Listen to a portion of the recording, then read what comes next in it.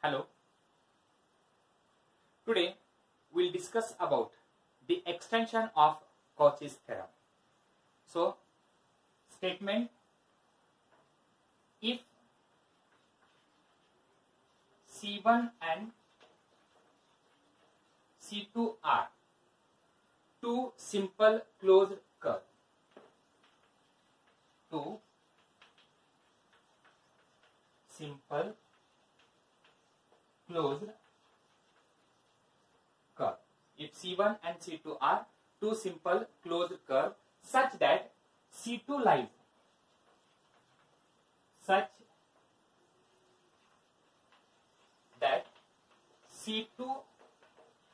lies completely or entirely within C1.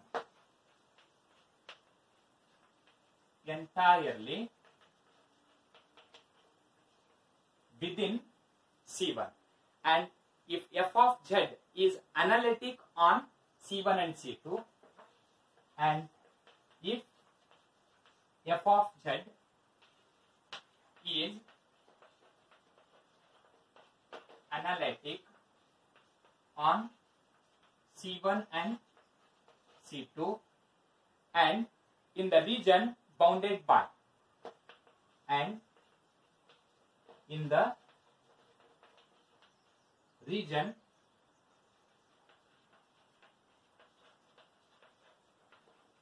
bounded by C1 and C2, then integration of C1 f of z into dz is equal to integration of C2 f of z into dz.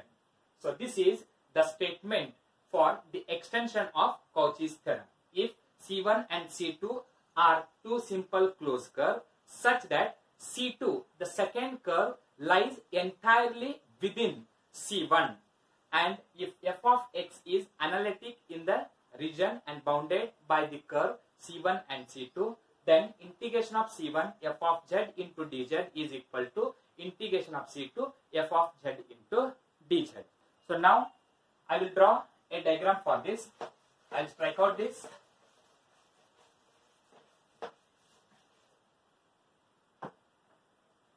So let us say this is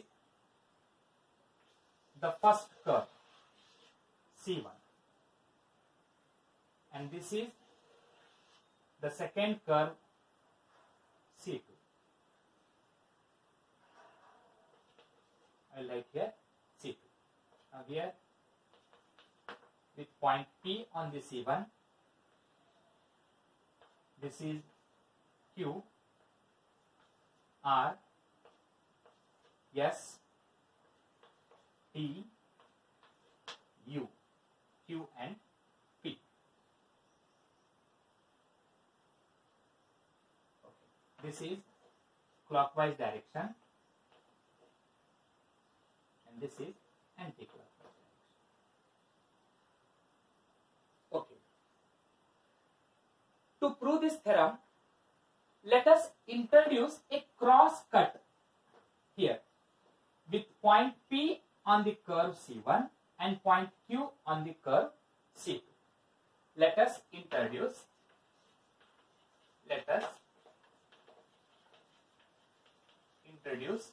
a cross cut PQ with P on C1 and Q on C2. Then the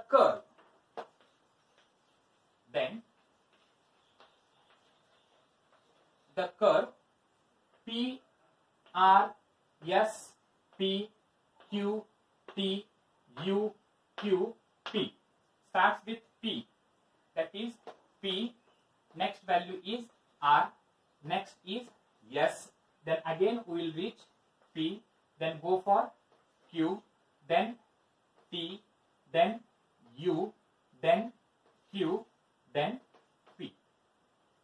So this is a simple closed curve. Is simple simple closed curve as shown in the figure. As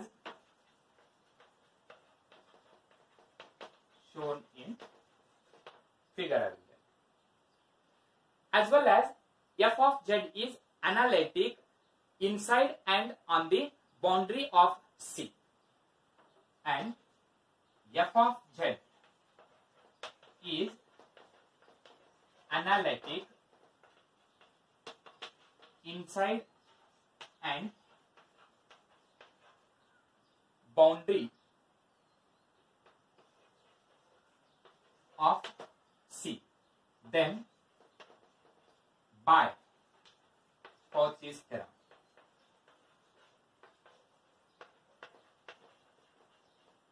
Then by Cauchy's theorem, integration of C f of z into dz is equal to 0.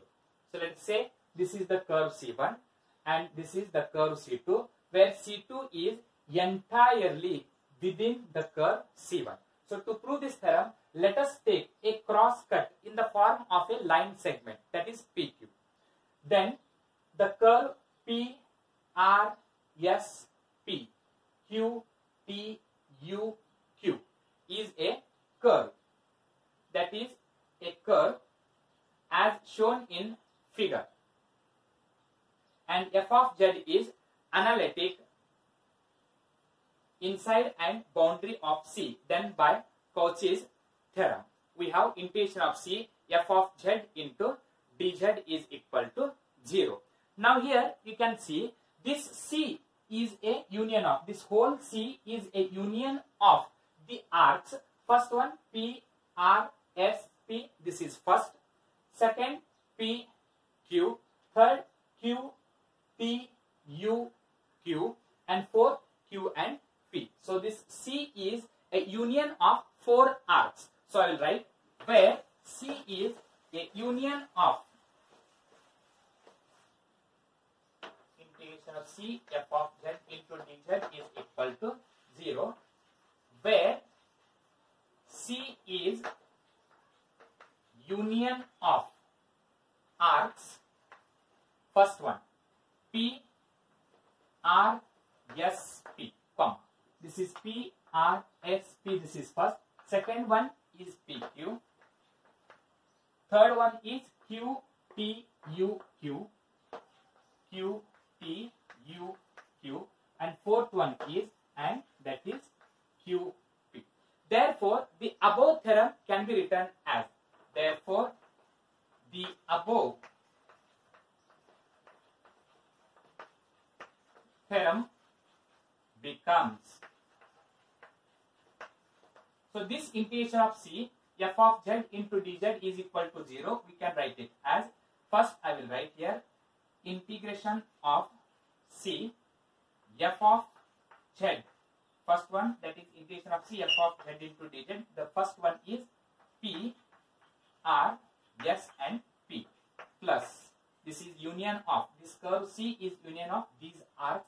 So this we can write it as first P, R, S, P, second integration PQ, that is f of z into dz, plus third one is Q, T, U, Q, f of z into dz, plus integration, that is Q, P, f of z into dz is equal to 0, where I will write integration of this PRSP. PRSP is PRSP f of z into dz, plus second one is PQ f of z into dz, plus actually I have written the curve C1 which is moving anti-clockwise direction, whereas C2 it should be moving in the anti-clockwise direction, but here it is moving in the clockwise direction. So I will make it as an anti-clockwise direction.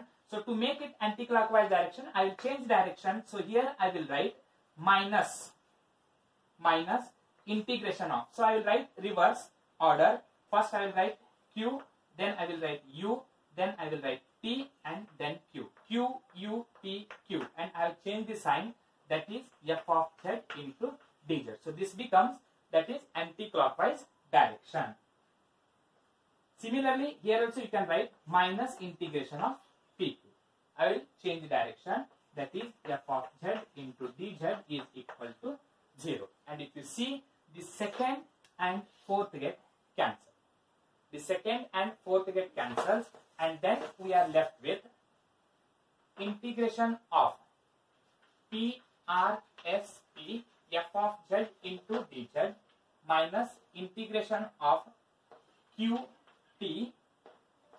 u t q f of z into dz is equal to 0.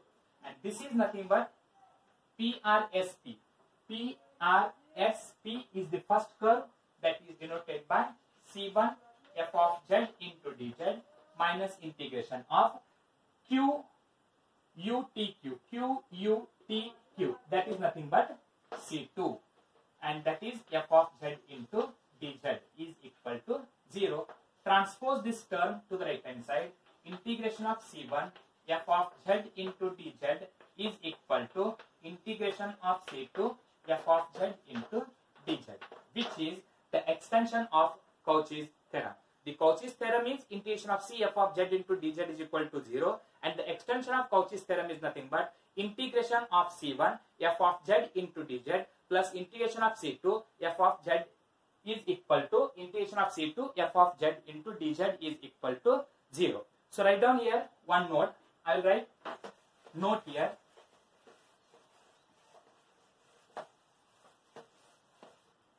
That is note. If C is a simple closed curve, if C is a simple closed curve enclosing non-overlapping simple closed curve, enclosing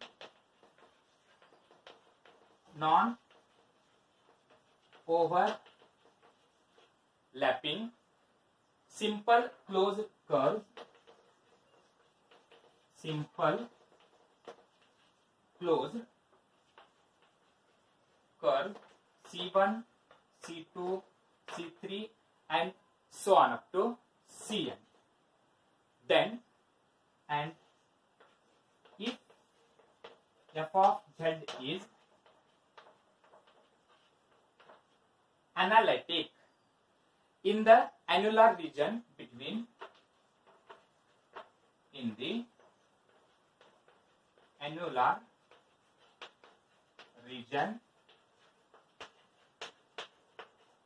between C1 and C2, or you can write C and in the annular region between C, you can write only in the annular region between C. Then integration of C f of z into dz, we can write it as integration of C1 f of z into dz plus integration of C2 f of z into dz, continuing in the same way, plus integration of C1 f of z into dz. So please note down, if C is a simple closed curve enclosing non-overlapping simple closed curves such as C1, C2 and so on up to Cn, then this integration of C f of z into dz, we can write it as integration of C1 f of z into dz plus integration of C2 f of z into dz plus and so on, plus integration of Cn f of z into dz, and that is equal to